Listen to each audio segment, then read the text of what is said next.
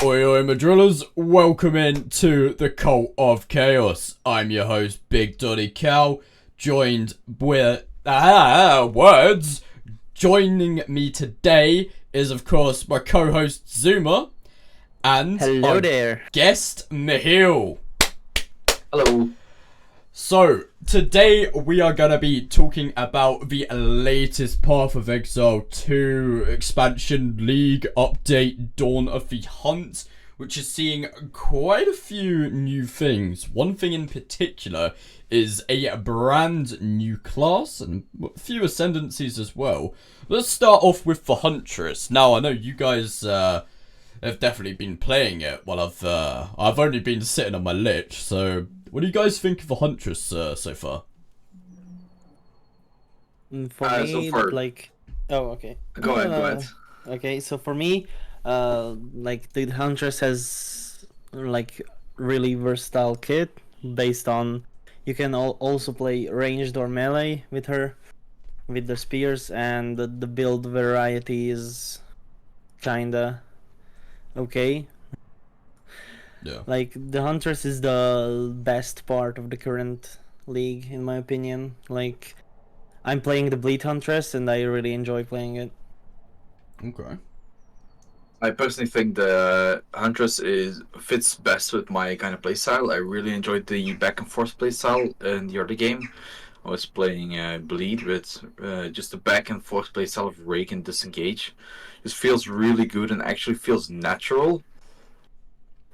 Then I more so transitioned to the Lightning build of Huntress. Although I've also seen a couple of clips of some other people playing Tornado Huntress, Yeah.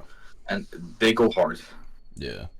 I've seen the lightning build like absolutely delete screens just within a single click. Like, man, Yeah, he that he build is is doing crazy. that. Mihil is doing that. He streamed to me like what was it, like 20 minutes ago?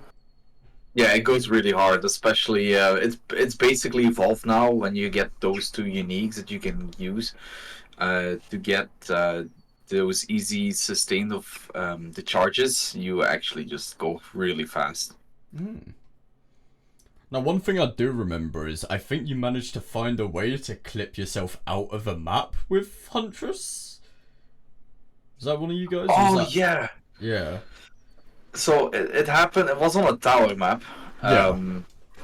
And I that was the first or second map I did when I was still using Bleed when and I got the mapping. Yeah. And I disengaged on top of one of the pillars in a tower map. It got clipped, basically got clipped out of it. I could jump off it, but I couldn't take any damage, or it didn't look like I could take any damage. They weren't hitting me because they were really hitting the fucking post instead where I was sitting on. Yeah. That's crazy, man. That's insane.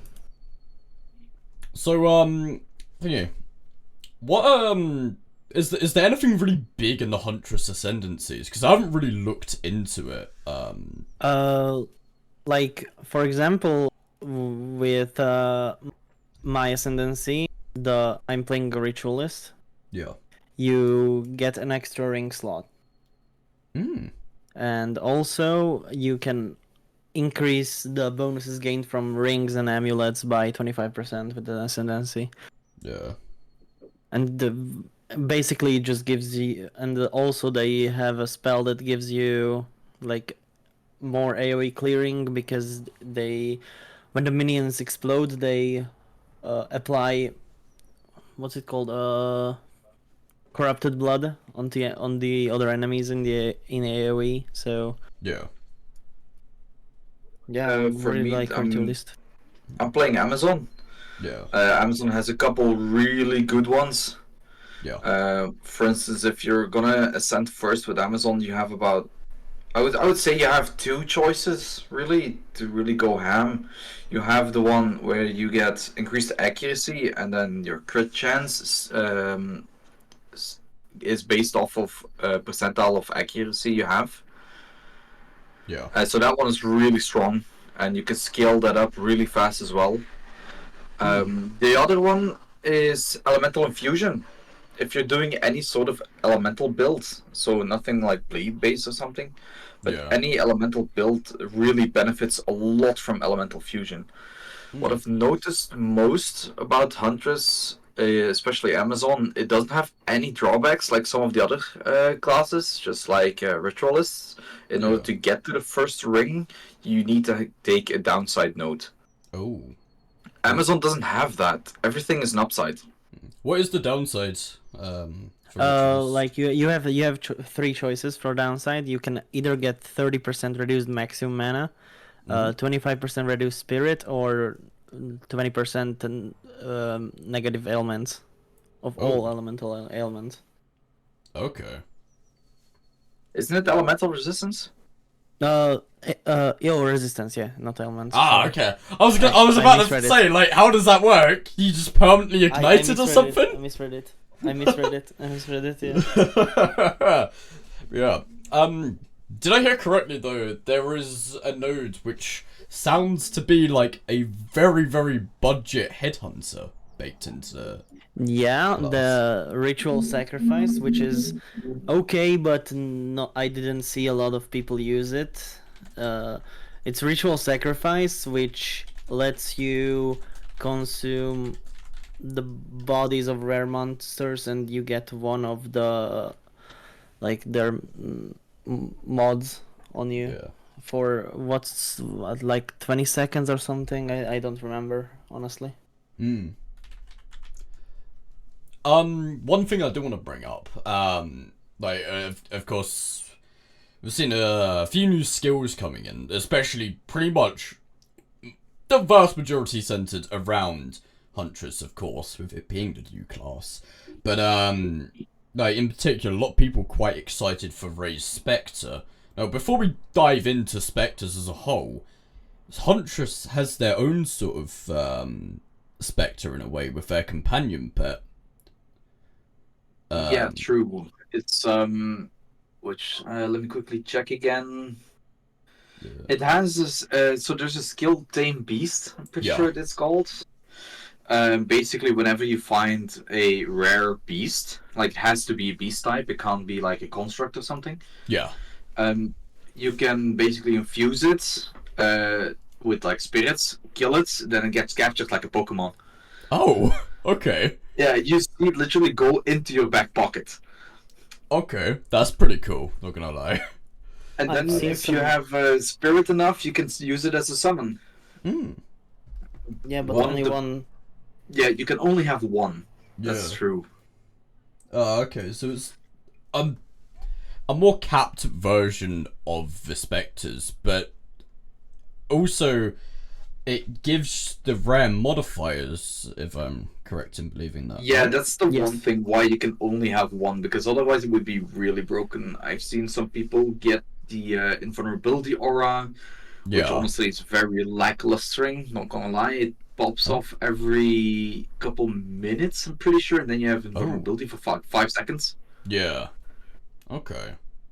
What I've seen is people choosing it. Like, for example, for bleed builds, you want the physical damage aura. What I've seen people do is in Act 2, where you have the big monkey Yeah. in Jungle Ruins, I'm pretty sure. People usually just spawn the monkey. Then, if it has the physical damage aura, then they kill it. And if it doesn't have that aura, then they just respawn at the checkpoint and try again. Okay. It basically works in the way of if you don't kill it, it will always respawn with different modifiers. Yeah. And that's why, since the waypoint is really close to it, you can just respawn, walk back there, see what modifiers it has, okay, respawn. Okay. So it's just a way of fishing for the right modifiers for your builds. Yeah. Yeah. Yeah. Okay, that's pretty good. Now, looking a bit outside of Huntress, we've had a couple new ascendancies. One, like, I've seen. Well, I believe it's just Smith of Katava and Lich, unless I'm missing any. And also the mercenary got a new one, I think. Oh, yeah, okay.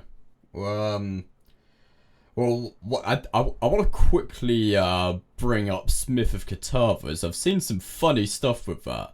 I don't know if you guys have seen clips of like people bringing out like the hammering the anvil skill and just standing there on the boss hits them and then just dies from it. Like, I've also seen that skill bug out and not do anything.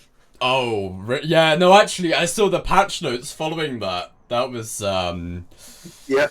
Yep. yeah, GG. Early access does its work. That's But, another ascendancy though, without any downside. So, like just like ritualist or like blood mage, the first ascendancy or anything you pick, there's not a single downside on it. oh, Which I think is good, and they should change about the other ascendancies at all, since the ascendancy is supposed to make you stronger yeah. and more defined playstyle, and some of the other ascendancies they just don't make you strong at all. They make it even harder to actually do what your build is supposed to be doing. Yeah, like, I think that definitely in the right hands, the ascendancy nodes out there, which do have the negative drawbacks, can be used to, like, create something absolutely monstrous. But for the general player base, it definitely does feel like a lot of these, oh, you get more of this, but you get heavily impaired here. Like, that is gonna be far more of a hindrance and making having a character a lot more difficult going forward, which isn't necessarily a bad thing. I think PoE's got a bit of a reputation of being more challenging and requiring quite a bit more thought to get anywhere in the game. But yeah, I think I do agree that there should be more stuff which is not giving you negative effects, especially early on into the ascendancy. What I am looking into the tactician, which is the new mercenary ascendancy. It's basically a new defensive, like a lot of ascendancy points go into defensives, like some of them get extra armor and evasion, or they get more totems, not more totem damage, or minions deal increased damage. They have as well. Yeah. Also, they have a skill that lets you place multiple banners. Oh. So the banner skills, that's actually I really like it. Like looking at it. This might actually sound like what we were just talking about, the sort of thing which would be more preferable to the average player who's gonna find it difficult with all the hindrances. It doesn't sound like there's any negative effects on that tree, unless you see any now, but No, I don't see any. yeah. They even have like persistent buffs have 50% less reservation, for example. Okay. Yeah, I think And- that's definitely going to be more of a newer player's ascendancy from the sound of things. Yeah, Smith of they- Kitava as well, though. They also have a shitload of Smith of Kitava just becomes so tanky in general, and I think it's really easy to just attribute stack strength with that. Okay. Because you get like way more increased stats and damage and resistances. Like you can relatively easily get up to 85% of all resistances. Wow. That's huge. Like the Smith of Kitava has this free ascendancy point that they can spec into. It's called Smith's Masterwork, Yeah. which basically gives them a downside, that they can only use a normal body armor, but the passive gives them the stats that any like rare body armor would have. So they can spec into max resistances or more resistances or strength or stuff like that. Yeah. So these... We've got a bit in depth of those instances, and I just want to touch on Lich a little bit, especially since I've been playing it. I'm sort of itching to Yeah, man, let's hear it. put my thoughts on this. What's the Lich deck? So, like, I think overall, it's definitely a better ascendancy than Infernalist and Blood Mage. At least in my opinion, I very much prefer the nodes which are on there. I think definitely my favourite nodes that is there, and it's so easy to grab, is just having a 1 in 3 chance to blow up anything you kill with chaos damage for a quarter of their life. That's just, yeah, that's so fun for clearing maps, and is why I wanted to roll with Impending Doom. Just so much AoE and explosive potential with that. But I also think, the negatives on Lich don't really seem too bad. Like, for getting Unholy Might, it's very much you can work around it, and anyone who played with Demon Form prior to this league is probably already in a mindset of finding breakpoints in their stats and how to work around these constant resource strains that you're going to be dealing with. Another thing I think Lich is really good at is if you're someone who kind of struggles to keep manage your mana properly, then having your inherent mana generation changed from, well, what it is normally to being based on I think a 6% of your maximum life is honestly really, really nice. Definitely helps with people who struggle to build mana enough for their builds. I would say though, it doesn't feel like there's gonna be much use for adding in an extra curse, especially since we already have Whispers of Doom on the tree, and there doesn't seem to be any bonuses that really stand out to say, hey, having multiple curses active on a target is really gonna help you. So I would honestly like to see that one changed. So there's no particular actual big bonus for having multiple curses, except for I guess if you're using Contagion. Not really. It's sure, you could probably have, if you're free cursing, you're gonna have one curse to increase the damage things take, and then the other 2 curses are most likely gonna be defensive, i.e. the hindering curse, I think that's Temporal Chains, which slows them, and then there's another curse which reduces the amount of damage enemies deal. So potentially, you could build more defense with that, but that's going to be constant buff management, and especially on bosses, that's like a 3 button setup before you get going, and only one of those curses really is going to have any sort of damage attached to it if you're even gonna do something like Impending Doom, Decaying Hex, and Burning Inscription. So yeah, that would feel bad for bosses.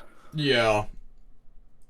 So I think honestly it would be nice to see a bit of a change to that, but who knows? Maybe someone out there is cooking an absolutely disgusting build and is gonna make it work properly, which would be very cool to see, but I just don't see it doing much, at least from my experience of playing the class.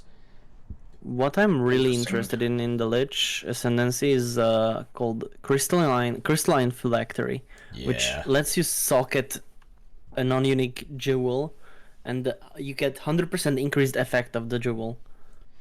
See, this one I think is on the wrong ascendancy. If that was on Infernalist, Demon Form players would be so happy. There would finally be another really good point investment for them.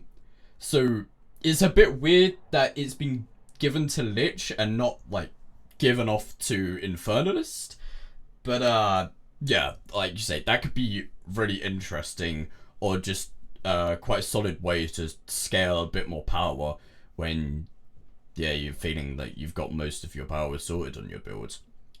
What I was a bit shocked by was that we didn't get any witch ascendancies which really seemed quite minion focused. I was expecting not to get Lich, but to get Necromancer, as Infernalist didn't really tick the minion box very well at all. And Yeah, I while was Lich thinking the does, same. yeah, like Lich does bring Unholy Might to you and your allies. So, yep, it's got minion potential, but it it just doesn't really feel like it's fully It's hit not the mark. screaming like build the minions. Yeah, like if you think about some of its nodes and the negative trade-offs, such as your loss of mana and uh also the stuff with your life not really moving, like you could see more so like, yeah, I can imagine this being more preferable for a minion player. But if you're deciding what build to do based on looking at your ascendancy trees, like a new player playing Lich, I don't think anyone's gonna make the connection to be like, oh yeah, let's go with minions. I mean, sure, someone pretty experienced in the game will see Unholy Might and be like, let's give it a shot. But I think, yeah, most people aren't really gonna consider it to be minion focused. So yeah, I was a little disappointed. I have some of my friends playing Lich as well, and they were actually kind of struggling with the Ascendancy nodes, with the slight downsides of it. Yeah. Which is actually unfortunate that it doesn't really look like Lich is one of the Ascendancies that are like normal. Like I'll not call it normal or beginner. It's just like standard player friendly. Like Yeah. people that don't grind all day, don't have all of the knowledge, can't soak up all of the knowledge because there is just so much. It doesn't look like it's that like friendly Yeah. towards those players. Yeah, I can kind of see that, especially like with there being such a fat mana loss. Like, yeah, yeah, it's you definitely need to. It kind of counteracts what I said earlier about it being more friendly to people struggling with mana, because eventually it'll get to a point where it's like, well, right, now you have to heavily build mana just to actually be able to play the game now. But there's definitely ways around it, and I do think the mana generation we do get is enough to sustain stuff. And I can see it being more preferable for a build like ED Contagion, for example, where you can apply your curse and your 2 dots, and then not have to keep casting for a while as everything's dotted and dying, and you can just focus on letting your mana regen and keeping up the pressure without actively spamming skills. But yeah, I do feel like there's definitely a lot of builds where you might be thinking, oh yeah, this would be great, and then get lured into a full sense of security and realize you're 2 mana starved to do anything with this. Yeah, I can feel that. Yeah. What I don't like is that as you said, we lost Necromancer because there is not really a good Necromancer build here, and we also lost like we lost Occultist because Yeah. Lich isn't that strong as Occultist was in PoE 1. Because in PoE 1 you could get Void Battery, which just I think it was Void Battery, which reduced the chaos res of nearby enemies. Yeah. So yeah, give me that, and I will probably play Lich. Like, I would love if they would, if not give us Occultist, then just make Hex Blast good again, because current Hex Blast is just holy garbage. Yeah, they really have destroyed that skill. Though there was one one thing with Lich I also, well, there's 2 more things with Lich I really want to bring up. First is, I think like what they've done with one of the nodes, spending energy shield does not interrupt recharge. This is great for chaos builds wanting to go into spaghettification and event horizon. Of course, event horizon means you do spend your energy shield, which stops your recharge ultimately, and made stuff like just energy shield reliant builds feel very, very dangerous and Yeah, it's basically run mandatory possible. to take that ascendancy node if you're gonna do anything energy shield spending related. Yeah, but Especially if you're playing CI as well. 100%. Oh yeah, but it should feel really good as well though. Yeah. There is one thing I am a little bit confused as to why they're going on this though, and that's price of power, which what it does is it makes your non-channeling spell skills deal 25% more damage when it consumes a power charge, that is. And currently, the only way you're really gaining power charges is by using your profane ritual on a corpse. Now, this sort of node probably is not going to help you much in clear because you've already got enough power clearing the maps. This would be the sort of node which would only help you in a boss fight. However, what corpses do you have to get the power charge? It seems like a very weird node to play around with. I suppose you have to create your own corpse using Impale on the minions, on your own minions, I guess. Yeah, it could that could work, but then And you also get the damage bonus from that as well. Then. Yeah. That is the thing I saw that people do. Yeah, they sacrifice their own minions, and they also incorporated it with the cast on crit. What's it called? Detonate Dead. So it's Okay. basically a Detonate Dead build now. Oh. That's what uses that price of power the most. Okay, that's really interesting. Yeah. But yeah, no, I think by far my absolute favorite thing doing at the moment is just exploding with despair, impending doom, just pure chaos everywhere. But anyway, this league, I think we can all agree, has had quite a contentious start. That's been rough. I think we all have our opinions on how the game has felt. So, take it away. How have you felt about just the gameplay in general, comparing like your campaign experience and then your end game experience? Especially in the beginning of the campaign, it was really rough. Yeah. The lack of good defensive ways, like the lack of gear, as well as currency drops, really hurts. As well as the increased monster speed, that was really painful. They didn't fix that later, which was good, but it's you can still feel it. It makes the early game especially a lot slower. That monster speed sounds like bait. There's still points where I'm sitting here and it's like, oh, Usain Bolt's run over, and every time he breathes on me, my car's interrupted and I'm dead. GG. I can especially feel that in maps whenever I've run a couple maps now with Lightning Spear. Yeah. Where with the modifier of added speed, right? So I can only imagine what that was before the nerfs. Yeah. They had like 20% added speed, cast speed, and attack speed, and I would just throw a lightning spear in the distance off my screen, and out of nowhere, like a shitload of mobs come at me, running at me, and then I just die. Yeah. Yeah, What anyway. I really didn't like is just how big everything is. Like Yeah.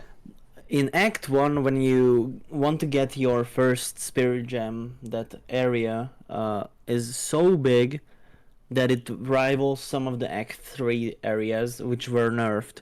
Yeah. But the Act 3 areas were nerfed, but the Act 1 fucking Spirit area isn't nerfed, if I'm correct. Yeah. So Yeah, that's not nerfed. So like they should probably like I don't understand what's the meaning behind having mobs that are super strong and we need to like have a what how did Jonathan put it, like engaging gameplay or something like that. I don't know Engaging how he combat, said it. I think. Engaging combat, and have everything be so massive. Like, Yeah. it's either one or the other. Like, Yeah. if the zone is too big, then we should just have a lot of speed and a lot of damage to run through it, or have them lower every single area to like a quarter of their fucking size, and keep the engaging combat and the movement speed as it is. It feels like they want us to play at the speed of PV1, but we can't. Mm. The maps are just that big. I got really lucky, to be honest, in that zone. The first time I got there, all of my 4 rituals were basically next to each other. Yeah. Yeah, no, I also had very close rituals. In fact, I found the King in the Mists ritual before I found the first 3, so it was a bit weird going backwards, but yeah, luckily also it was a quick spawn. But about map size, generally, it does feel like they need to do a bit more in reducing size across the entire game. It's great which they have closed off dead ends which they no longer plan to use, and they have reduced areas in Act 3. I haven't played since I've made the changes, but I have heard other people being quite positive about it. I would like to see just general reductions though, and there's maps like Crypt or Augury, Savannah. I'm just feeling like I will clear most of the map, and then there's going to be one corner which I didn't choose because it was a path of go this way or that way, and so I'm spending a solid minute running back just to get to a small corner which might just have 51 enemies to fight. And yeah, that sort of long walk, it doesn't feel so good in an ARPG where, as the genre name says, you want action. You want to minimize your downtime. I think anyone who pays even a decent bit of attention of how to really improve as an ARPG player will know, like, the less downtime you have, the better you're gonna get. It's as simple as that.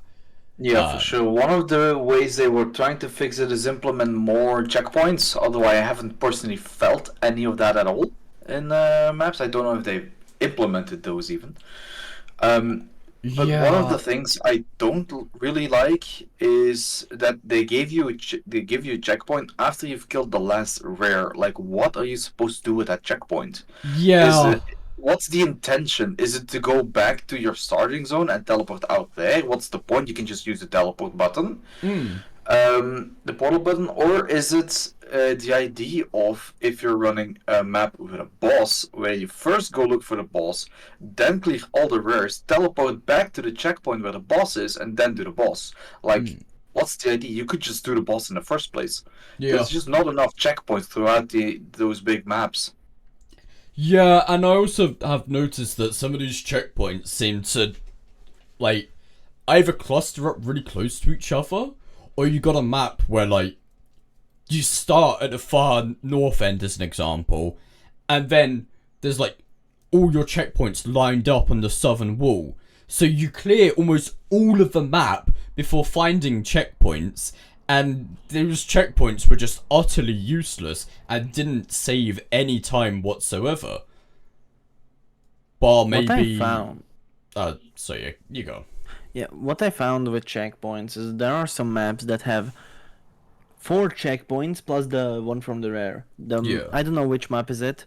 Like, you have 4 checkpoints, one at the start, in one corner, then in the all 3 corners, and you have 4 checkpoints for all the 4 corners, and like, what am I supposed to do with them? Yeah. It does feel like their approach to with checkpoints is like putting a plaster on a big open cut.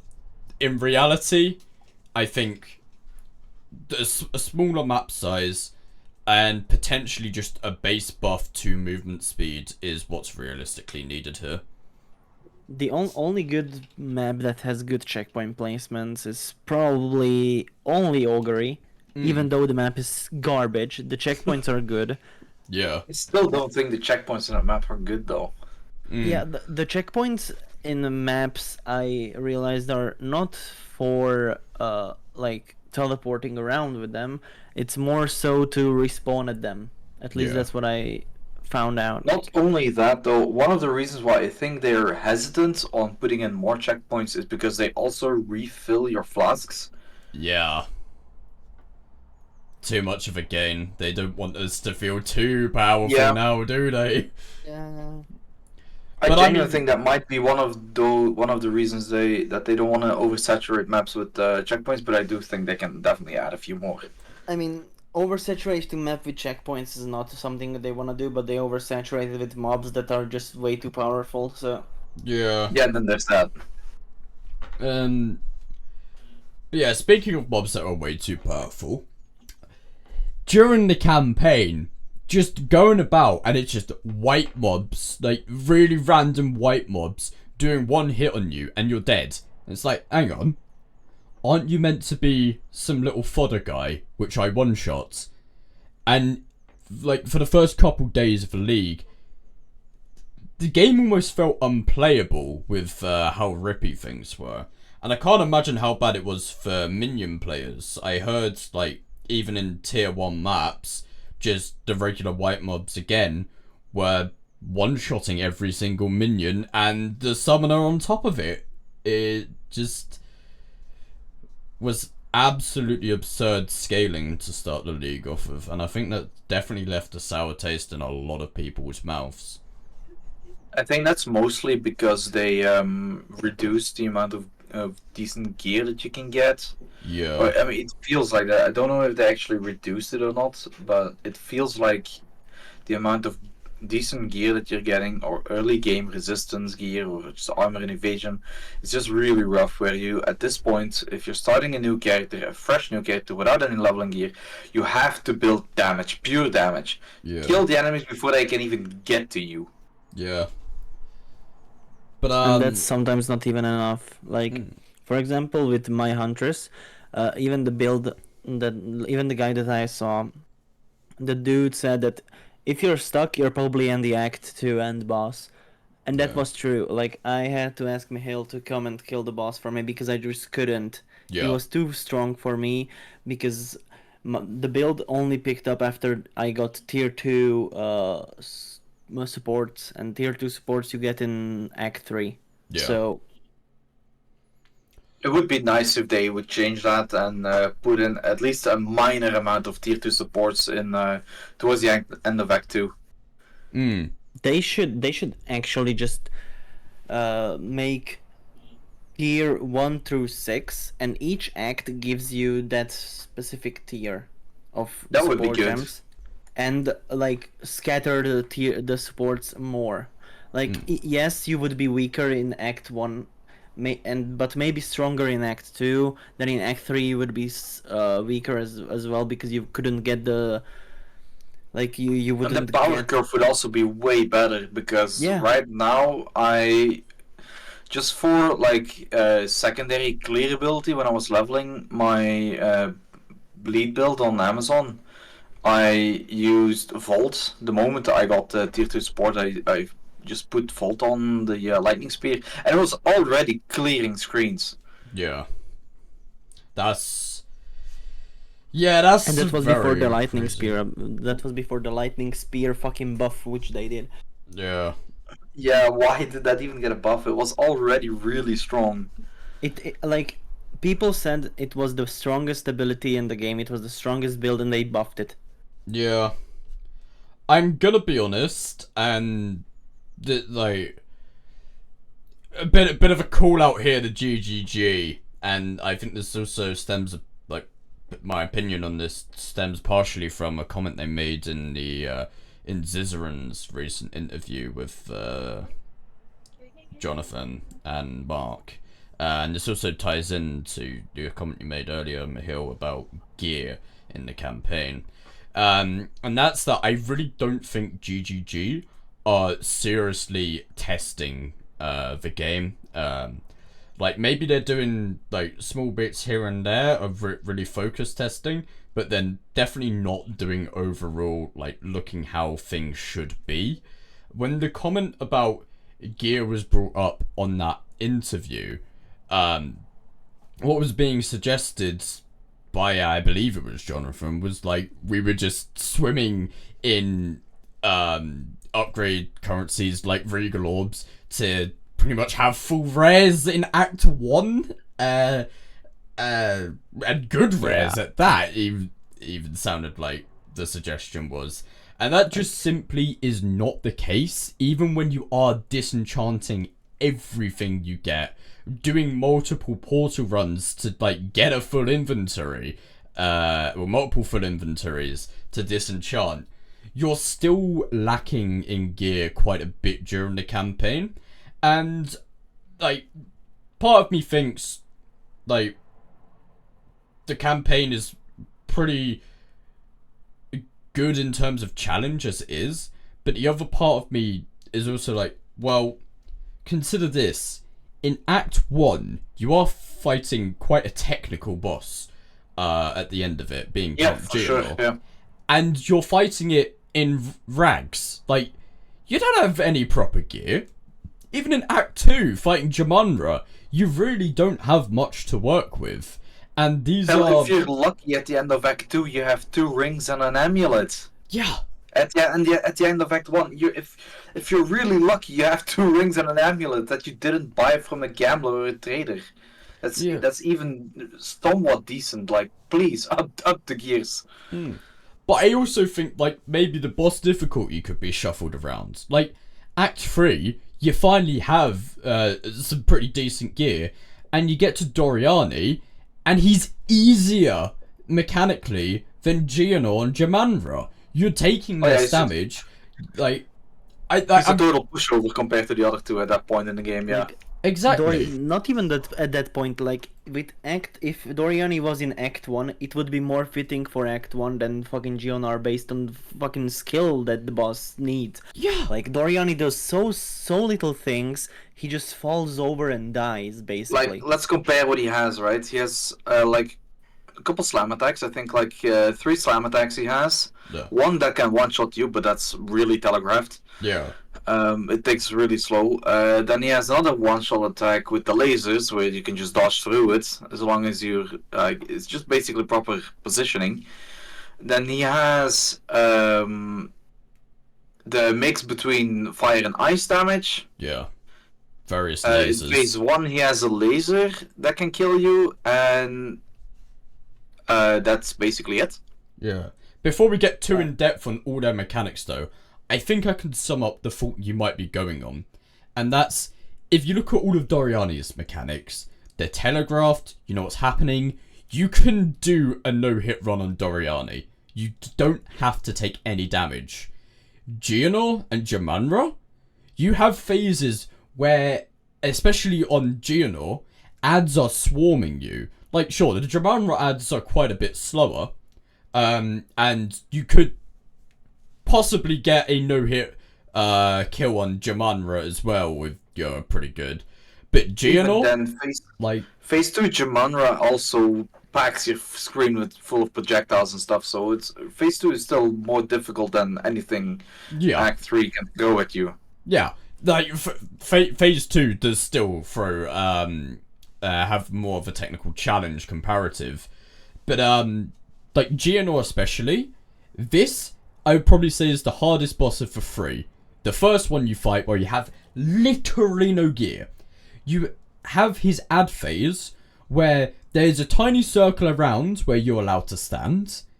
When they're finally attackable, they are very close to you from where they spawn in. So landing a hit before they hit you is very unlikely. You're constantly having to spam your dodge roll because Geonor's running through the middle, whilst also trying to kill all of these ads. And also, yeah, it simply also, put, having no gear in fights where you have to take damage, and then having all the gear in fights where you don't have to take damage, that just doesn't sound right. what I found with Geonor that made it the ad phase a lot easier Yeah. is like whenever he's not on the screen, like not charging, he's Yeah. stalking. When he stops stalking, a second after that he charges. Yeah. And if you time right, you can dodge him every single time. Yeah. That's what I found good. The one thing I find very boring and very just bad with this fight, if you don't kill the ants fast enough, they become invulnerable and they burst into cold damage that slows you and sometimes even frees you, so you just die to Geonar charging through you. Yeah. Yeah. And that's another thing I want to bring up. With all these other bosses, chances are you've got a pretty decent charm to at least mitigate stuff in the fight. You're not getting a freezing charm for Geonor. You're lucky if you have the cold resist.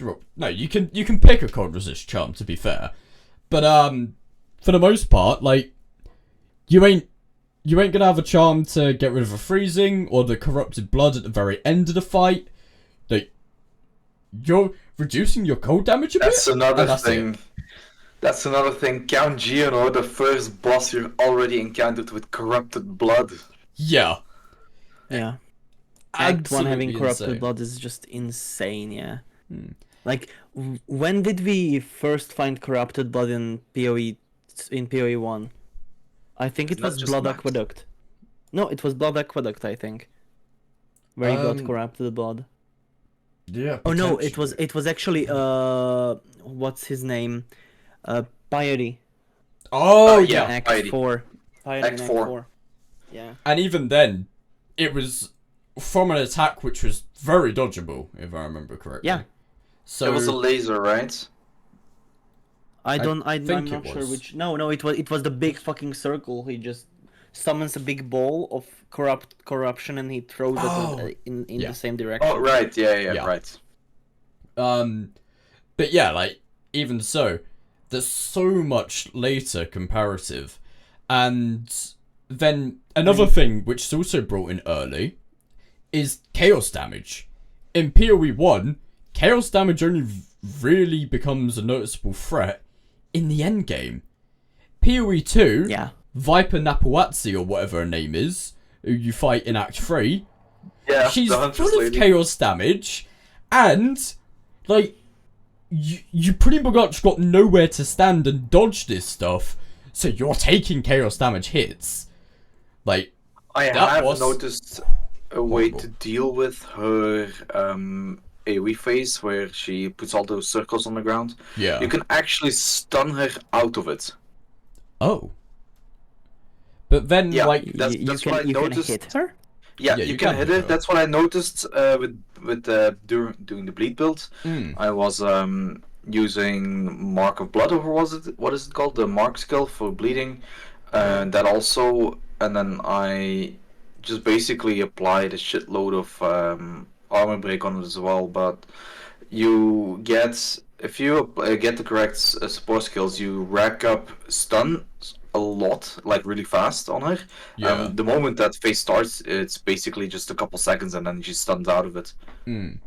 I feel bad for new Yeah. players taking that on though. Like imagine they've rolled like a witch or something, or a sork or whatever. Don't really Yeah, have That's like, to stun. definitely a build checker, yeah. Yeah. If you're not playing shock build, then you're not you're not stunning her. Yeah. Like, You any better have your other, flask like, keybind at the ready. That's what I'm gonna suggest. Yeah.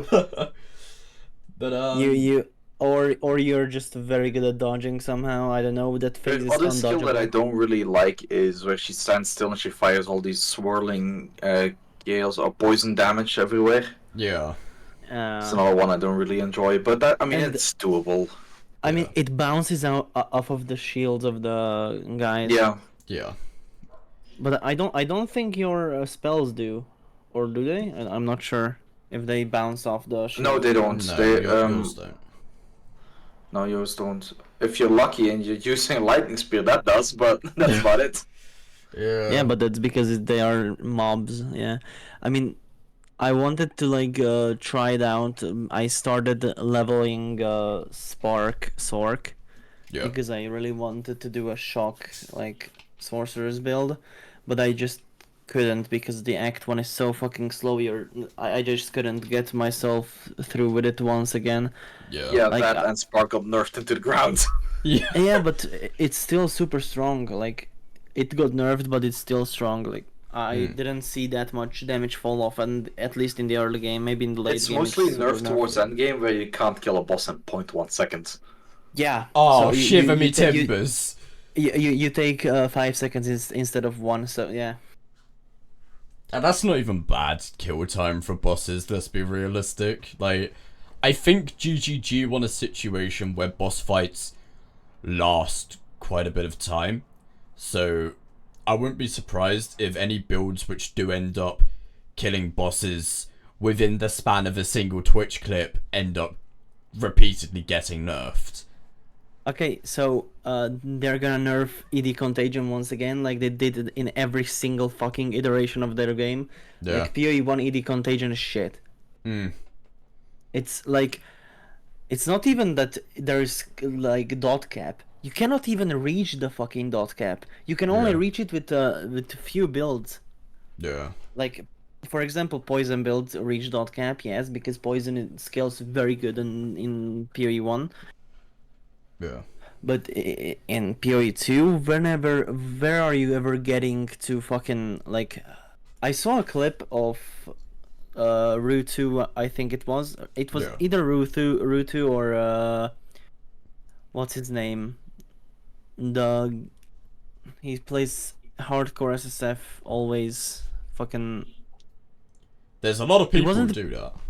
yeah. Yeah. He wasn't a PoE streamer. He started playing PoE recently. And what's his name? Absolutely no idea. But anyway, No, good same. point. Quinn. Quinn. It was Quinn. Yeah, Quinn. Wait, what? I don't know He's if it always was been a- PoE. What? He's always been playing. Yeah. Yeah, And I don't know. pretty much He just how he doesn't. built he just- himself.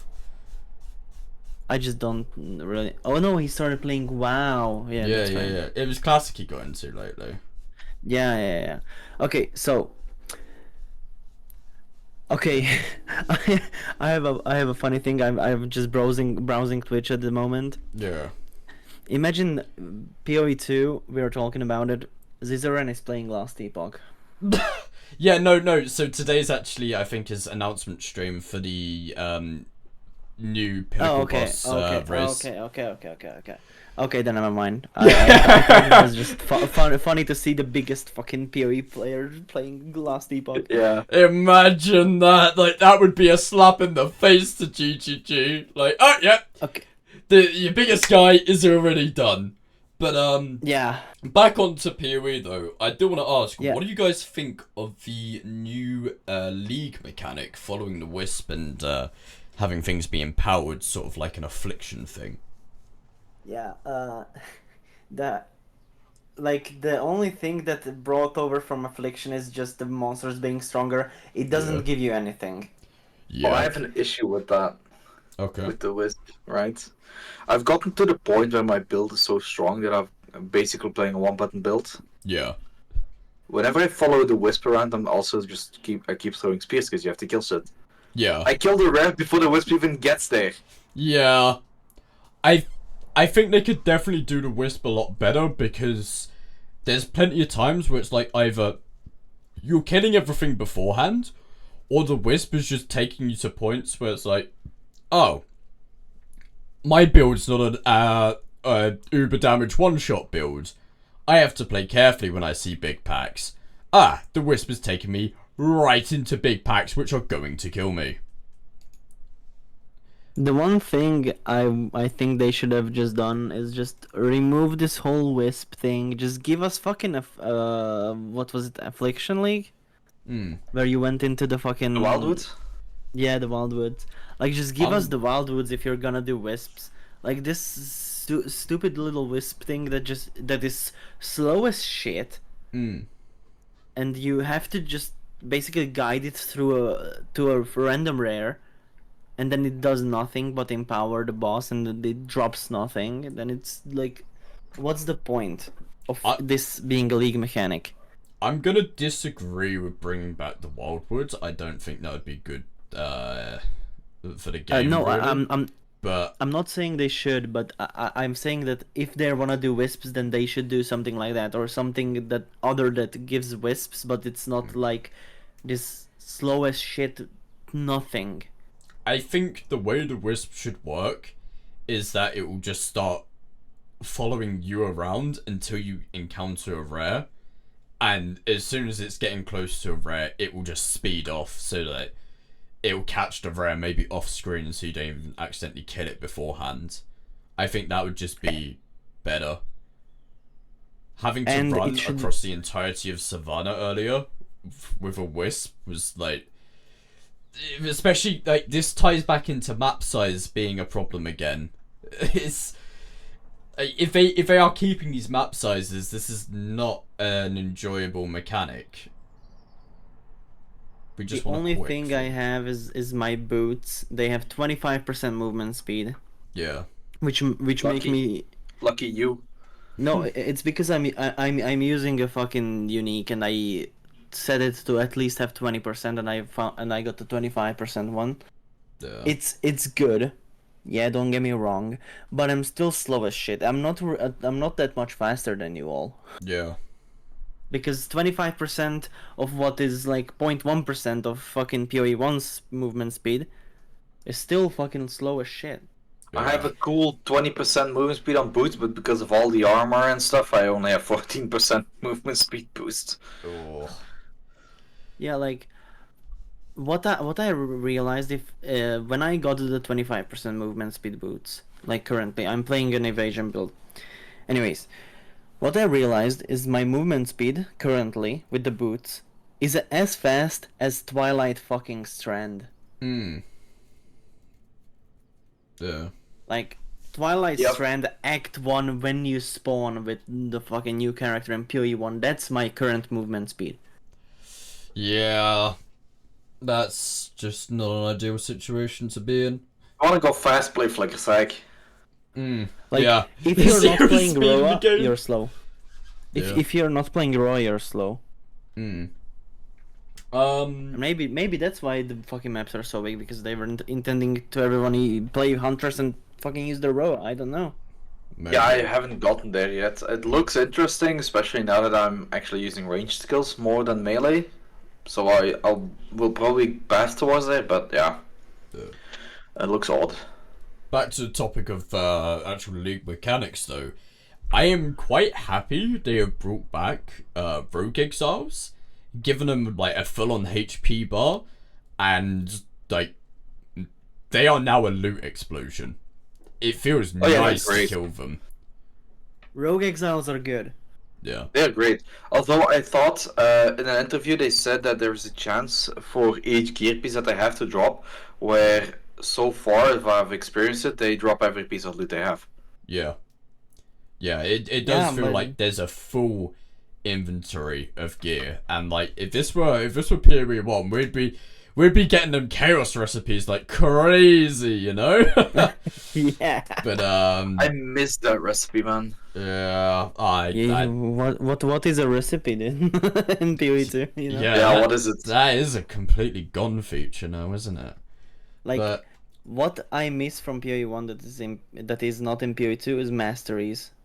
a lot of people and have gear. that opinion. I think it might be one of the more sought out features, but GGG, I It's really think they don't want to do that, and I'll be Like- interested to see how they can sort of keep a balance without it.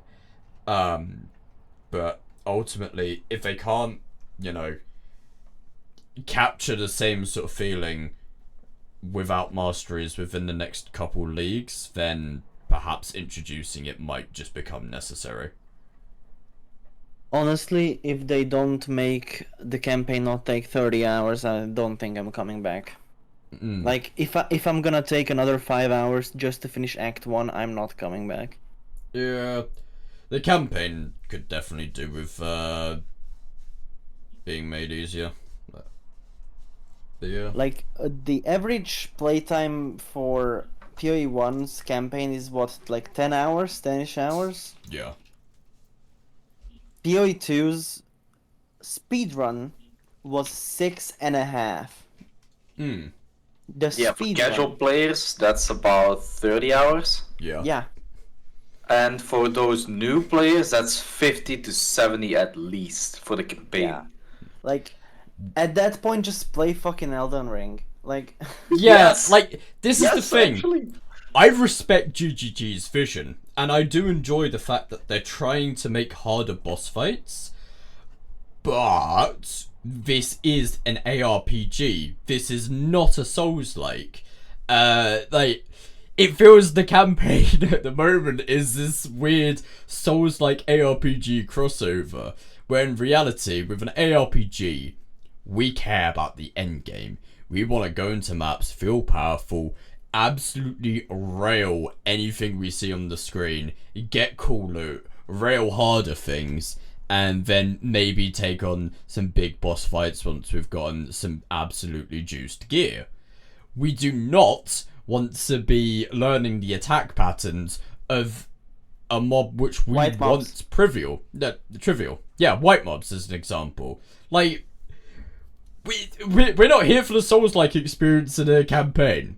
Sure, make some difficult bosses in the end game, but we want campaign to be quick, snappy, and, you know, I think there's many people who would also rather there just not be a campaign to keep doing. Get right into endgame. Take Diablo 3 as an example, where you can just level through rifts if you want to, which is the endgame system. I think there's definitely an audience of people who would prefer PoE to just have the alternative of, right, yeah, just spam maps until you get to max level, then, or get to end game level, and then you get the actual real tiered maps. But yeah. Or what about they should just remove the tiers of maps and let the maps scale off of your own personal character level? Yeah. Yeah. Like, that would be good, and they could implement it into the campaign now, that as an alternative way to reach endgame, so Yeah. that people who will be coming back each league to play the game don't have to suffer through 30 fucking hours of Campaign, campaign. yeah. Like, I do respect what they've done with the campaign. They have really tried, and I wouldn't mind having to do the campaign again, like, once a league tops. Although preferably, I would rather it just be like, oh, have you completed the campaign on your account? Yes. Alternative leveling method unlocked for every single league. That would just be way better for me. And I think there's a personally lot of like- ARPGers who would agree with doing an alternative leveling method. What I would love to see is what Lost Ark has. Lost Ark has a system that puts you into the end game at a certain point based on what I don't remember the name of the Power system. Pass. The power pass. Yeah, like Lost Ark is not an ARPG. It's an MMO ARPG, right? Yeah. So basically, it's way more stuff. But yeah, with ARPGs, it would, like, for example, PoE 2. Currently, we have Acts 1 and 3, and once again Acts 1 and 3 with Cruel. Yeah. Make us power pass into Cruel instantly, and I wouldn't have a problem. I'm gonna be Yeah, honest. same. If you want that sort of system, because there does have to be a leveling system to start scaling up your character from scratch. Every league. If they are to make that system, I think they do it like multiple weeks into the league. So let's say you got like, let's say you got a 3-month league. Like after maybe like 2 weeks or something, then be like, right, okay, here's your power pass. It will take you to, I don't know, level 65. You'll be able to pick some, like, a full set of, is it level 13 skill gems? Yeah, Tier 3 around supports, Somewhere around there, yeah. and then just be given a set of gear that would have like average resistances and random other mods rolled on the gear. Around 40% res. No, to I'd say less. Everything. I'd less? say less. It I should would say be less, low. yeah. Like It should be low, yeah. I'm even thinking maybe like 10% on the Ellie reses, 0 on Chaos, pretty minimal stats where like it's enough to start playing a tier 1 map, but it's not going to be as good as like someone who's just leveled through and like been crafting on the journey. Yeah, honestly, that's not a bad idea. Like, because one thing though, while we're going on a tangent, what did you guys think about the mid-league changes? They were pretty needed, 100%. It's definitely good to see that, you know, GGG listened to some of the stuff, some of the problems that we mentioned earlier. You know, having Act 3 map sizes decrease, great. I believe they've reduced the damage of Viper and Huatzi. There's one other thing I definitely want Zuma's opinion of, because Zuma, you leveled the latest out of all of us, right? So you should have felt the buff. The nerf, I guess, or buff to us, nerf to the monsters. They reduced all of the monsters' max HP by a full quarter. Yeah, but you know, it's different that they already like if they would reduce it by the quarter, that's the quarter of the current one, the current big HP. So they also still had big HPs, bigger than the ones before. It was good when they did that, but I didn't finish leveling.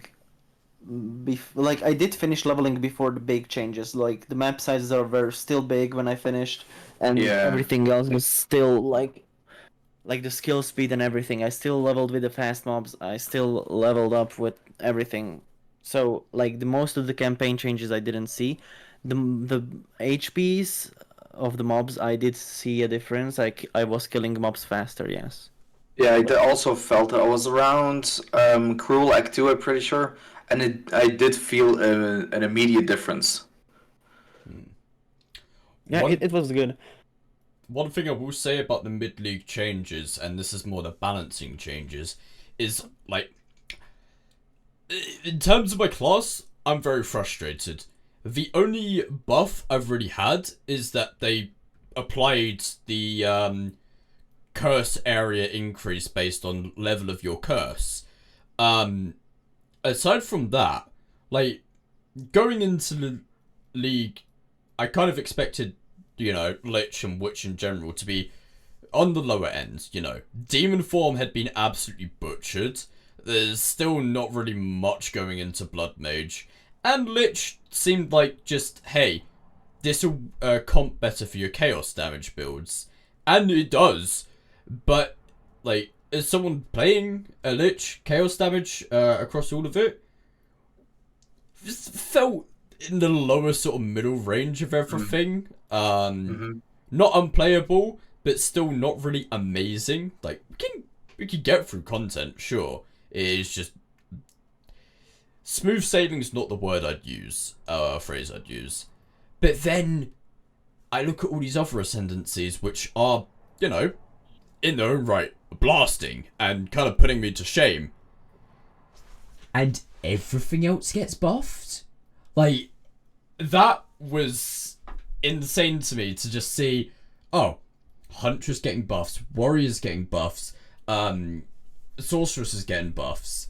I feel bad for Monks as well. I haven't heard anything going on with Monks whatsoever, so I don't know what sort of state they're in, but if they're in the state that they were left at last league, then I'd imagine they'll still be pretty decent at least. But it does just feel like Witch has kind of been forgotten about in all the balancing changes, as is Monk. Monks are doing alright for themselves. Acolyte is not getting played at all, but Invoker is still about the same play rate as last league. Personally, I think Monk is actually doing relatively fine. Okay, that's good. Most of them, like, they're basically all playing Ice Strike. Yeah. I see a couple as well playing with Lightning Spear or Stormwave. Yeah, it's mostly Ice Strike and Stormwave. Yeah. Okay. I cannot say anything because after the new league dropped, I have not seen any clips or anyone playing Monk. Yeah, same. I do not know what happened with Monk. I know that they kinda released Acolyte of Chalua, and it has a one chaos spell with it being a chaos ascendancy. Yeah. So it's like, what are you supposed to do with that? Yeah. They just didn't do a good job with that ascendancy. Like, why did you release it if you didn't give it anything? Yeah. I agree with you on that. But yeah, going back to my point though, I do feel like Witch has been severely neglected. And I would like to see, GGG go and give a look at this class.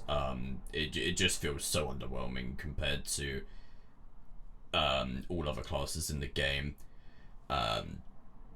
Especially like, yeah, they got a demon form. Were meant to be like, allegedly meant to be doing stuff with summoning and minions, and minions aren't really feeling amazing from what I've heard. Nor do they even look enticing to play with. And yeah, there's so many nodes as well, especially in the actual ascendancies of all three Witch ascendancies, that it does feel like they were made, someone thought it was a good idea, they shipped it, it wasn't really the greatest of ideas, but they're sticking with it. But yeah, anyway, I think that's all I've really got to say on the mid-league changes. Lads? For me, the mid-league changes have one thing that I didn't like that a lot of people like. Yeah. I don't like the bleed change. Like, I don't want to bleed while they have an energy shield. I Yeah. think you should take revert that back, even though I would probably get a lot of hate for saying this, but you should be able to only bleed after taking down the energy shield, and I you actually should... have an idea for that. Okay. What if, say for instance, you picture an energy shield actually on you, right? Since the bleed abilities, or of hunters at the very least, I'm not sure about anything else, but the skills that do bleed are mostly physical damage, since bleed Yeah. itself is physical. Picture like a weapon or something else going through the energy shield and attacking the HP directly, but at a reduced rate because they have an energy shield. As in, they take the bleeding damage, but not the initial actual hit Either on their that, HP bar. I like either that, or make it like a support gem, like shield breaker, for example, would be the name, and you just go through the energy shield to hit them with the HP, and then make them bleed. I wouldn't Yeah, have a problem something with like that. that could also work. Or a notable for, like, I don't know, for one of the bleed places. Like, give them a notable, and that's it. I don't want to have it permanently and with 100% of the effect. Yeah. Even though I'm stronger, I feel like I'm way too strong for having only played tier 3 maps. Yeah. Anyway, let's wrap this up. I want to ask one final question to each of you, one by one. Twisty, what are your overall thoughts on Dawn of a Hunt, our second League of PoE 2? Since I didn't really have any big downsides or anything, or that bad of a time compared to everyone else, I find it relatively okay. I think they added a lot of good stuff, and yeah, they keep it coming. More, please, next time as well. Okay. Zuma, your thoughts on the league as a whole? The league as a whole, it's a good league, even though there's a lot of bad things currently going on, but that's overall PoE2 stuff. It was still here in the last league. Yeah. We just didn't really talk about it. Like, the current league is good, but it gave us a new class, gave us new skill gems, gave us new support. It gave us a lot of very good stuff. So it's giving, like, it's making me hope that the game will be even better next league. So yeah, that's my overall thought. For me, I gotta say, still quite disappointed with the campaign being a bit too much for an ARPG. I am very happy in endgame though. The endgame flow is very enjoyable. Mapping's feeling way better. Map sustain is just amazing compared to last league. And I quite like the idea of going to the Corrupted Nexus to level, or get through the Cataclysm's Wake quests. And the updates to the Atlas passive, very, very nice. Still feeling like Witch is neglected a bit, but hurt that my main enjoyment, Demon Form, that build is just like completely in the bin now. I do hope that maybe we get some more chaos spells coming, and maybe some more more interesting minions coming as well. But overall, it's definitely an enjoyable game to play at the moment. At least in endgame, I was not having a good time in campaign, but endgame, absolutely amazing. So yeah, that is going to be it for the first episode of The Cult of Chaos. Just want to say a big thanks to everyone who has came in and listened today. Has been an absolute banger. Big thanks to Twisty here for coming on the show as a guest today. Thank you very much, mate. You're welcome. And You're very welcome. Zuma for being my co-host here. Thank you very much. And Always. yeah, that's gonna be it. See you later, chat.